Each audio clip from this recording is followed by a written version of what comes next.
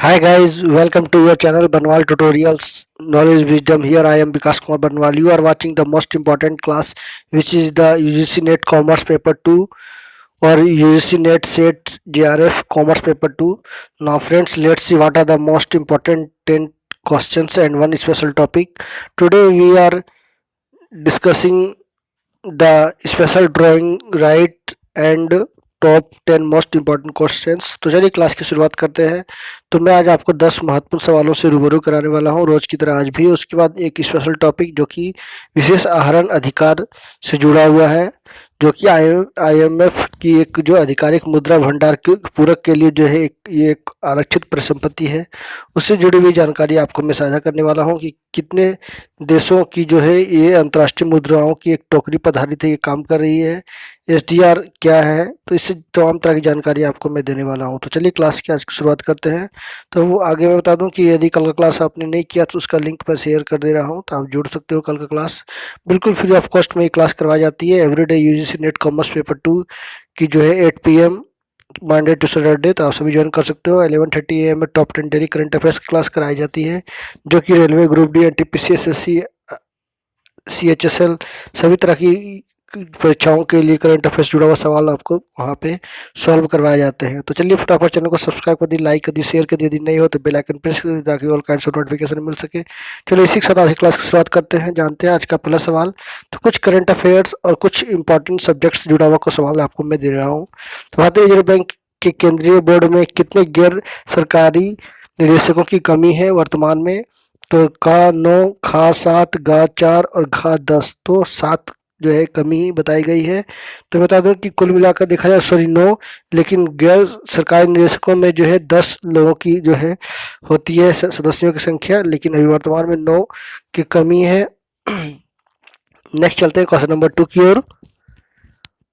केंद्र सरकार ने इन्फोसिस को नए आयकर रिटर्न फाइल ई पोर्टल बनाने के लिए कितनी राशि का भुगतान किया है? तो जनवरी 2019 से जून 2021 के बीच जो है प्रश्नकाल के दौरान लोकसभा में ये बातें की गई। तो बता दूं कि 164.5 करोड़ रुपए का भुगतान इन्फोसिस को किया गया है। इतनी बड़ी राशि दी गई है, लेकिन फिर भी जो है लगातार समस्याएं आईटी पोर्टल में देखने को मिल रही है। उपभोक्ता जो है आईटीआर जो फाइल करते हैं उनको काफ़ी समस्याएं हो रही है। तो सरकार चिंतित है और बार बार कोशिश की जा रही है कि इन्फोसिस जल्द से जल्द इसको ठीक करे। नेक्स्ट चलते हैं। भेदभाव विपणन मूल नीति अपनाने से संस्था का क्या होता है? विक्रय बढ़ जाता है, लाभ अब बढ़ जाता है। विक्रय और लाभ दोनों बढ़ जाता है, उपरोक्त में से कोई नहीं। तो बता दूं कि खा लाभ जो है बढ़ जाता है, यानी इंक्रीजमेंट होती है प्रॉफिट में। तो ये काफ़ी इंपॉर्टेंट है क्वेश्चंस, तो इसको जरूर एक और रिवीजन कर ले या नोट्स तैयार कर ले। भेदभावपूर्ण विपणन मूल नीति अपनाने से संस्था का क्या होता है? लाभ बढ़ जाता है। नेक्स्ट चलते हैं क्वेश्चन नंबर 4। मन के व्यवहार क्रेता या क्रय क्यों करता है का पता लगाने के लिए विकसित किए गए प्रभावी विज्ञापन, प्रभावी मनोवैज्ञानिक, उपभोक्ता व्यवहार के विभिन्न मॉडल और इनमें से कोई नहीं। तो 4 ऑप्शन थे, तो सही विकल्प आपका ग है। उपभोक्ता व्यवहार के विभिन्न मॉडल से जो है ये विकसित किए जाते हैं मन के व्यवहार क्रेता और क्रय। तो चलिए क्वेश्चन नंबर 5 की ओर चलते हैं। क्वेश्चन नंबर 5 में समाज और मनोविज्ञान पर संयुक्त रूप से आधारित मॉडल सामाजिक मनोवैज्ञानिक मॉडल के प्रतिपादक कौन है? तो वेबलेन, मार्शल, फ्रायड और हॉब्स। तो आप सभी को पता होना चाहिए, काफ़ी इजी सवाल था ये। तो वेबलेन के द्वारा जो है ये मॉडल को जो है प्रतिपादित किया गया था इनके द्वारा। तो कौन सा मॉडल का नाम क्या है? सामाजिक मनोवैज्ञानिक मॉडल, है ना। ये याद रखिए, काफ़ी सवाल है, ये रिपीट किया हुआ सवाल है, बार बार आता है। तो कहिए क्वेश्चन नंबर 6 की ओर। एक उत्पाद के स्पर्शनीय यानी टच करने का काम तत्व डैश में सम्मिलित होते हैं? स्पर्शनीय तत्व, संबंधित उत्पाद, जातिगत उत्पाद और इनमें से कोई नहीं। तो गा जातिगत उत्पाद में सम्मिलित होते हैं। एक उत्पाद के स्पर्शनीय तत्व जो है जातिगत उत्पाद में सम्मिलित होते हैं। तो गा आपका विकल्प सही है। तो नेक्स्ट चलते हैं क्वेश्चन नंबर 7 की ओर। तो ये सभी इंपॉर्टेंट सवाल हैं, इसको जरूर आप पढ़ ले, नोट्स तैयार कर ले। और ये बिल्कुल फ्री ऑफ कॉस्ट में डेली यूट्यूब क्लासेस कराई जा रही है 8 PM में। वितरण श्रृंखला के चुनाव किसके द्वारा तैयार किया जाता है? उत्पाद की किस्म के द्वारा, बाजार के स्वभाव के द्वारा, उत्पाद की क्रय आदतें के द्वारा, उपरोक्त में सभी।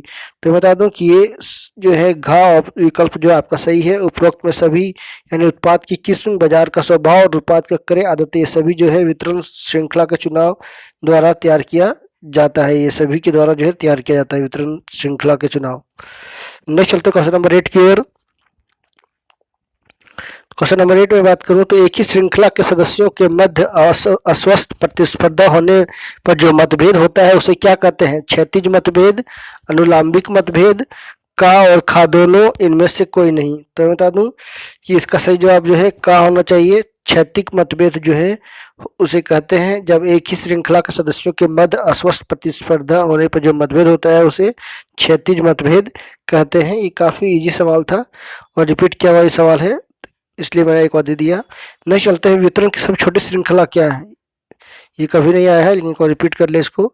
तो शून्य स्तर श्रृंखला, एक स्तर श्रृंखला, दो स्तर श्रृंखला, तीन स्तर श्रृंखला। तो का शून्य स्तर श्रृंखला होती है सबसे छोटी, बिल्कुल ये काफ़ी इंपॉर्टेंस है। तो इसका विकल्प जो है का विकल्प आपका ऑप्शन सही होगा। शून्य वितरण स्तर श्रृंखला यानी जीरो लेवल जो चेन होते हैं वो वितरण के सप्लाई के, वो सबसे छोटी चेन होती है। नेक्स्ट देखते हैं क्वेश्चन नंबर 10 आखिरी सवाल की ओर।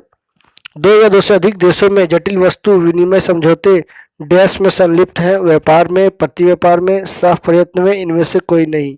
तो खा प्रति व्यापार में संलिप्त होते हैं यानी मिले होते हैं। दो या दो से अधिक देशों में जटिल वस्तु विनिमय समझौते जो है प्रति व्यापार में संलिप्त होते हैं। तो ये काफ़ी अच्छा क्वेश्चन था ये।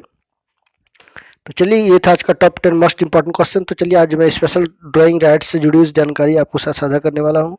तो बता दूं कि परिभाषा की बात की जाए तो विशेष आहरण अधिकार एसडीआर सदस्य देशों के मौजूदा भंडार के लिए एक पूरक के रूप में संचालित है, जो 1969 में अंतर्राष्ट्रीय मुद्रा कोष द्वारा बनाई गई मौद्रिक आरक्षित मुद्रा के एक अंतर्राष्ट्रीय प्रकार है। अंतर्राष्ट्रीय खातों को निपटान का एकमात्र साधन के रूप में सोने की सीमाओं और डॉलर के मुकाबले चिंताओं का जवाब में बनाया गया। एसडीआर मानक आरक्षित मुद्राओं और सप्लीमेंट द्वारा अंतर्राष्ट्रीय तरलता बढ़ाने के लिए तैयार किए जाते हैं। आईएमएफ के अनुसार बात की जाए तो एसडीआर अपने सदस्य देशों के आधिकारिक मुद्रा भंडार को पूरा करने के लिए एक अंतर्राष्ट्रीय आरक्षित परिसंपत्ति है। वर्ष 2000 के रूप में 4 देशों ने एक एसडीआर के मूल्य के प्रति मुद्रा का इस्तेमाल किया। हालांकि आईएमएफ ऐसी कार्रवाई को हतोत्साहित करता है। एसडीआर का मूल्य शुरू में उस समय एक यूएस डॉलर के बराबर था या जीरो सोने की 88,671 ग्राम। जब सोने का मानक में को अस्थायी मुद्रा में बदल दिया जाता है तो इसके बजाय एसडीआर को जो दुनिया की आरक्षित मुद्राओं की टोकरी के रूप में मूल्यवान माना जाता है। एसडीआर एक ऐसी दुनिया का आरक्षित परिसंपत्ति है जिसका मूल्य 5 प्रमुख अंतर्राष्ट्रीय मुद्राओं की टोकरी पर आधारित है। तो बता दूं कि एक समय में जो है 1 SDR equal to 1.3873 US dollar था। तो विशेष आहरण अधिकार को अंतर्राष्ट्रीय मुद्रा कोष द्वारा 1996 के अपने सदस्य देशों के लिए अंतर्राष्ट्रीय आरक्षित संपत्ति के रूप में बनाया गया था। एसडीआर ना तो एक मुद्रा है और ना ही आईएमएफ पर इसका दावा किया जा सकता है। एसडीआर का मूल्य बास्केट ऑफ करेंसी में शामिल मुद्राओं के औसत भार के आधार पर किया जाता है। इस बास्केट में 5 देशों की मुद्राएं शामिल है: अमेरिका डॉलर, यूरोप का यूरो, चीन का येन, युआन, जापान का येन और ब्रिटेन का पाउंड है। विशेष आहरण अधिकार घटकर जो है 1.42 बिलियन डॉलर के में द्वारा हो गया है। एसडीआर का उपयोग आपातकालीन दिन के लिए आई में द्वारा जो है किया जाता है और विकासशील देशों द्वारा उच्च ब्याज दरों पर उधार लेने या आर्थिक विकास की हानि पर चालू खाते के अधिशेषों को छोड़ने के बिना अपने मुद्रा भंडार का उपयोग करने के लिए उपयोग किया जाता है।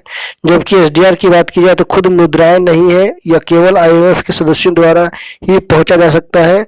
पारंपरिक अर्थव्यवस्था में कमी आती है जब भी आपातकालीन तरलता या क्रेडिट प्रदान करने के व्यापक आर्थिक स्थिरता या वैश्विक विकास के लिए को बनाए रखने में महत्वपूर्ण भूमिका निभाते हैं।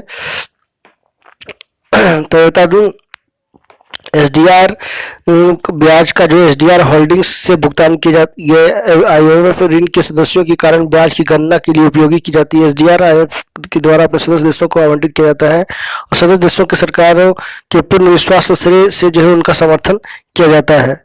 तो ये था एसडीआर से जुड़ा हुआ महत्वपूर्ण जानकारियां। आई होप आप सभी को आपके डाउट्स क्लियर हुए होंगे। तो चलिए इसी साथ आप सभी से अलविदा लेता हूँ। नेक्स्ट क्लास का तो मैं फिर मिलूंगा, तब तक के लिए नमस्कार। सवा के जाते थे आप सभी से रिक्वेस्ट करूंगा कि आप मेरे चैनल पर नए हो तो जरूर सब्सक्राइब कर लेना, बेल आइकन प्रेस कर देना ताकि ऑल का नोटिफिकेशन सबसे पहले आपके पास पहुंच सके। So thank you very much for watching, stay healthy and be happy. Thank you.